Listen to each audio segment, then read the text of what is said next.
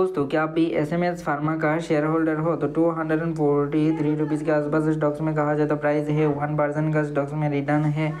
5 days का return भी देख सकते हो, या फिर 1 मंथ का, या फिर 6 मंथ का। तो देखो दोस्त, एसएमएस फार्मा का स्टॉक्स ने रिसेंटली कुछ दिनों से नेगेटिव रिटर्न ही जनरेट किया है। 2000 करोड़ का मार्केट साइज़ है। सबसे बढ़िया चीज़ है इसमें लिक्विडिटी का बहुत ज़्यादा कमी है, जो आई होप आपको समझ आ ही रहा होगा। ठीक है, इस कंपनी ने रिसेंटली ही कुछ दिनों के अंदर 32% का जंप किया है, जो एक बहुत बढ़िया चीज़ है। ठीक है, तो दोस्त क्या आप भी एसएमएस फार्मा का ही शेयर होल्डर हो या फिर किसी दूसरे स्टॉक्स का, कमेंट करना ज़रूर। और भी बहुत सारा स्टॉक्स का हमने वीडियो चैनल पर डाल के रखा है, तो जाके उन वीडियोज़ को भी देखो। देन दोस्त आप डिसाइड कर सकते हो कि किस में एंट्री लेना है और किस में नहीं।